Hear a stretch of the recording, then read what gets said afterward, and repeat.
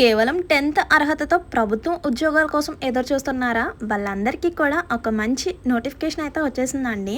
So వెంటనే కూడా apply చేసుకోండి. ఎటువంటి ఎక్స్పీరియన్స్ కూడా అవసరం లేదనమాట. కేవలం 10th అర్హతతో ప్రభుత్వం ఉద్యోగాలకు ఒక బంపర్ నోటిఫికేషన్ అయితే వచ్చేసిందండి.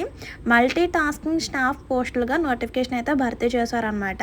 మరి ఎవరెవరు అప్లై చేసుకోవాలి, ఎలా అప్లై చేసుకోవాలి, age limit, salary details, selection process, application ప్రాసెస్తో సహా కంప్లీట్ డీటెయిల్స్ అయితే ఈ వీడియోలో అయితే క్లియర్గా చూసేయచ్చండి. వీడియో ఎక్కడ కూడా స్కిప్ చేయకుండా చూస్తే కంప్లీట్ డీటెయిల్స్ అయితే తెలుసుకోవచ్చు. అండ్ మర్చిపోకుండా చాలా మంది వీడియో చూస్తున్నారు కానీ లైక్ చేయడం మాత్రం మర్చిపోతున్నారు. సో ప్లీజ్ వీడియో చూసే ముందు ఒక్క చిన్న లైక్ చేసి అయితే వీడియో చూడండి. మీరు ఇచ్చే చిన్న లైక్ వల్ల ఈ ఇన్ఫర్మేషన్ అనేది ఇంకా చాలా మందికి హెల్ప్ అయ్యే అవకాశం అయితే ఉంటుందండి. అండ్ కొత్తగా మన ఛానల్ ఎవరైనా చూస్తున్నట్లయితే సబ్స్క్రైబ్ చేసుకోండి. ఇలాంటి మంచి మంచి నోటిఫికేషన్స్, అప్డేట్స్ అన్ని కూడా మీతో షేర్ చేస్తుంటాను. అలాగే చాలా మంది అప్లై లింక్ అయితే అడుగుతున్నారండి. అప్లై లింక్ అనేది నేను అఫీషియల్గా నోటిఫికేషన్లో లాస్ట్లో క్లియర్గా రౌండప్ చేసి మరీ చూపిస్తున్నాను. ఎవరైతే ఈ జాబ్కి అప్లై చేయాలి అనుకుంటున్నారో వీడియో పూర్తిగా చూసి డీటెయిల్స్ అన్ని కూడా తెలుసుకోండి. అలాగే ఎవరైతే ఇంకా ఇలాంటి జాబ్స్ కోసం ఎదురు చూస్తున్నారో మీ యొక్క డిస్ట్రిక్ట్ నేమ్ అనేది కూడా కామెంట్ చేసేయండి. ఎందుకంటే డిస్ట్రిక్ట్ వైస్ ఏమైనా జాబ్ అప్డేట్స్ వస్తే వెంటనే షేర్ చేయడానికి అవకాశం అయితే ఉంటుంది. ఇంకా లేట్ చేయకుండా డీటెయిల్స్లోకి అయితే వెళ్ళిపోదామండి. నిరుద్యోగులకు ఇది ఒక గోల్డెన్ ఛాన్స్ అనే చెప్పుకోవచ్చు అండి. సిఎస్ఐఆర్ నుంచి మల్టీ టాస్కింగ్ పోస్టులుగా నోటిఫికేషన్ అయితే విడుదల చేశారనమాట. ఎటువంటి ఎక్స్పీరియన్స్ అవసరం లేదండి. జస్ట్ 10th అర్హతతో దరఖాస్తు చేసుకోవచ్చు. ముందుగా ఏమేం పోస్టులు ఉన్నాయి, అందులో ఎన్ని వేకెన్సీస్ ఉన్నాయి, శాలరీ డీటెయిల్స్ ఏంటి అనేది ఇక్కడ క్లియర్గా చూసేయండి. ముందుగా పోస్ట్ నేమ్ వచ్చేసరికి మల్టీ టాస్కింగ్ స్టాఫ్ అనమాట. అయితే ఇందులో 2 వేకెన్సీస్ మాత్రమే ఉన్నాయి. అలా అని లైట్ తీసుకోవద్దు. అప్లై చేసుకోండి, లక్ ఉంటే జాబ్ వచ్చే అవకాశం అయితే ఉంటుంది కదా. ఆ 2 వేకెన్సీస్ కూడా 1 వేకెన్సీ అనేది యూఆర్ కేటగిరీకి ఇచ్చారు. అండ్ నెక్స్ట్ వేకెన్సీ అనేది ఎస్సీ కేటగిరీకి అయితే ఇచ్చారనమాట. ఆ 2 వేకెన్సీస్లోనే కేటగిరీ వైజ్ వేకెన్సీ డీటెయిల్స్ అయితే ఇచ్చేసారు. అండ్ నెక్స్ట్ మంత్లీ శాలరీ చూడండి. పే లెవెల్ ప్రకారం 18,000 వరకు కూడా శాలరీ వస్తుంది అనమాట. ఆ 80,000తో పాటు మనకి ఎక్స్ట్రా బెనిఫిట్స్ అయితే ఉంటాయి అనమాట. అంటే ఇతర అలవెన్స్లు కూడా లభిస్తాయి అనమాట. అలా ఓవరాల్గా చూసుకుంటే మంత్లీ 36,360 రూపీస్ వరకు శాలరీ అయితే వస్తుందన్నమాట ఈ మల్టీ టాస్కింగ్ స్టాఫ్కి. మరి ఇంత తక్కువ అర్హతతో అంత మంచి శాలరీ అంటే అప్లై చేసుకోకుండా ఉంటారా? వెంటనే కూడా అప్లై చేసుకోండి. మరి ఎలా అప్లై చేసుకోవాలి అనేది ఇక్కడ క్లియర్గా చూసేద్దాం. ముందుగా ఏజ్ లిమిట్ చూసేయండి. ఈ మల్టీ టాస్కింగ్ స్టాఫ్ పోస్టులకి అప్లై చేసుకోవాలి అంటే 18 సంవత్సరాల నుంచి 25 సంవత్సరాల లోపు అయితే ఉండాలండి. అలాగే ఏజ్ రిలాక్షన్ కూడా ఉంటుంది. అంటే ప్రభుత్వ నిబంధనల ప్రకారం వయో సడలింపు కూడా వర్తిస్తుంది. అంటే ఎస్సీ ఎస్టీలకు 5 ఇయర్స్ అంటే 30 ఇయర్స్ ఉన్న వాళ్ళు కూడా అప్లై చేసుకోవచ్చు. అది ఓబీసీ అభ్యర్థులకు అయితే 3 ఇయర్స్ అంటే 25+3 అంటే 28 ఇయర్స్ లోపు ఉన్న వాళ్ళు కూడా అప్లై చేసుకోవచ్చు అనమాట. అంటే ఓన్లీ ఆ కేటగిరీస్ వాళ్ళకి మాత్రమే, ఎస్సీ ఎస్టీ ఓబీసీ వీళ్ళకి మాత్రమే అనమాట. నెక్స్ట్ విద్యార్హత జస్ట్ 10th పాస్ అయితే సరిపోతుంది. ఎలాంటి ఎక్స్పీరియన్స్ లేకుండానే మీరు అప్లికేషన్ అయితే పెట్టుకోవచ్చు అండి. అండ్ నెక్స్ట్ సెలక్షన్ ప్రాసెస్ చూడండి. ఈ మల్టీ టాస్కింగ్ పోస్టులకు కేవలం ఒకే ఒక్క రాత పరీక్ష ద్వారా మాత్రమే ఎంపిక అయితే చేస్తారనమాట. అంటే ఎటువంటి ఇంటర్వ్యూ ఉండదు. ఇక్కడ ఒక చిన్న ఎగ్జామ్ అయితే పెడతారు. ఆ ఎగ్జామ్లో సెలెక్ట్ అయితే సరిపోతుంది. మళ్ళీ ఎగ్జామ్ సెలెక్ట్ అయిన తర్వాత ఇంటర్వ్యూ అనేది ఏమి ఉండవు అనమాట. మరి ఆ ఎగ్జామ్ ప్యాటర్న్ ఏంటనేది ఇక్కడ చూసేయండి.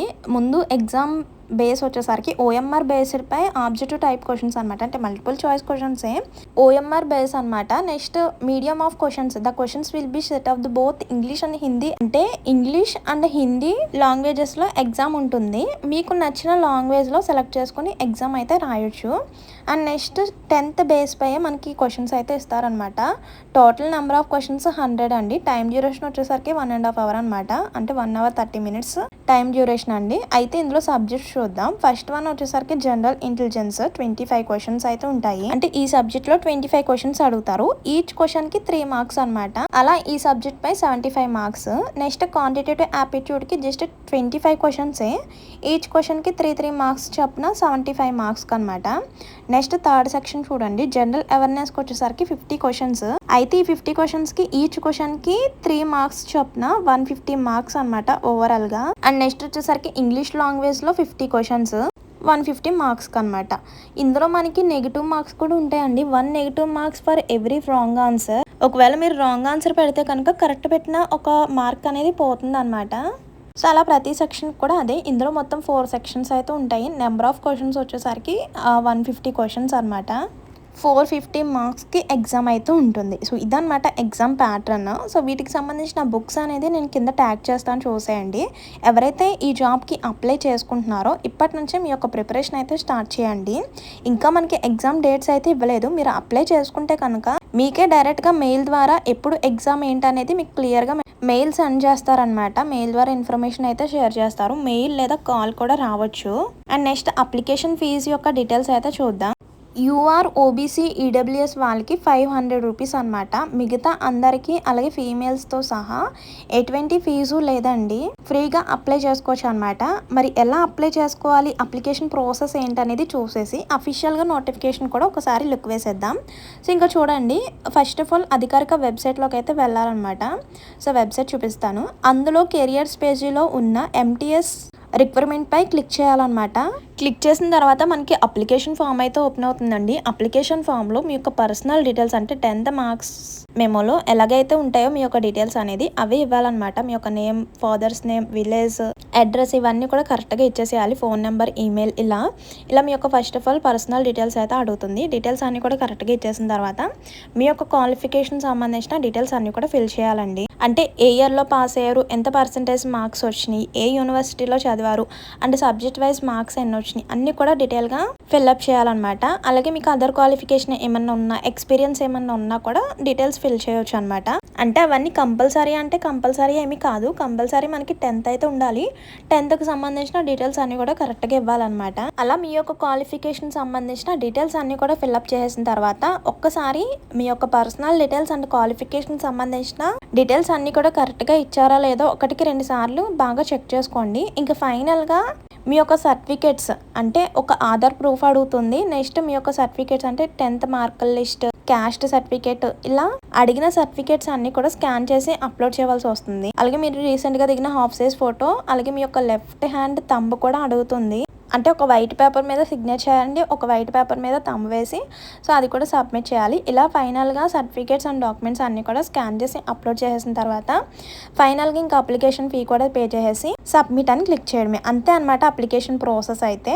ఈ నోటిఫికేషన్లో మీకు అఫీషియల్గా వచ్చిన నోటిఫికేషన్లో మీకు క్లియర్గా రౌండప్ చేసి మరీ చూపిస్తాను. అలాగే ఎన్ని పోస్టులు ఉన్నాయి అనేది ఇక్కడ క్లియర్గా చూసారు కదా. అండ్ నెక్స్ట్ సెలక్షన్ ప్రాసెస్ వచ్చేసరికి OML based objective type multiple choice క్వశ్చన్స్తో ఎగ్జామ్ అయితే ఉంటుందన్నమాట.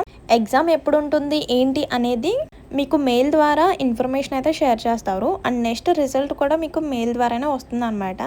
సో వాటికి సంబంధించిన సిలబస్ కూడా చూసారు కాబట్టి ఇంకా ఫైనల్గా వెబ్సైట్ అయితే చూపిస్తాను చూడండి.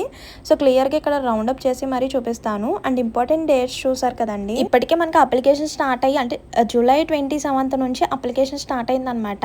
ఆగస్ట్ 26th వరకు కూడా టైం ఉంది. సో ఆ లోపలే ఇక్కడ కనిపిస్తున్న వెబ్సైట్ ద్వారా మీరు ఆన్లైన్ ద్వారా మీరే మీ మొబైల్లో ఈజీగా అప్లై చేసుకోవచ్చు అండి. అంటే ఇక్కడ కనిపిస్తున్న వెబ్సైట్ యాజ్ ఇట్ ఈస్ క్రోమ్లో సెర్చ్ చేయగానే అప్లికేషన్ ఫామ్ అయితే ఓపెన్ అవుతుంది. అప్లికేషన్ ఫామ్లో మీ యొక్క డీటెయిల్స్తో అప్లికేషన్ సబ్మిట్ చేయండి. ఇంతే అనమాట అప్లికేషన్ ప్రాసెస్ అండ్ నోటిఫికేషన్ యొక్క డీటెయిల్స్. ఇందులో ఇంకేమైనా డౌట్స్ ఉంటే కనుక కామెంట్ చేసేయండి. అండ్ మర్చిపోకుండా చాలా మంది వీడియో చూస్తున్నారు కానీ లైక్ చేయడం మాత్రం మర్చిపోతున్నారు. సో ప్లీజ్ వెళ్లే ముందు ఒక చిన్న లైక్ చేసి అయితే వెళ్ళండి. మీరిచ్చే ఒక చిన్న లైక్ వల్ల ఇన్ఫర్మేషన్ అనేది ఇంకా చాలా మందికి హెల్ప్ అయ్యే అవకాశం అయితే ఉంటుందండి. మరి ఉంటాను మరో మంచి ఇన్ఫర్మేషన్తో మళ్ళీ కలుద్దాం. See you to next video. Thank you for watching. Please do like, share and subscribe. Bye by.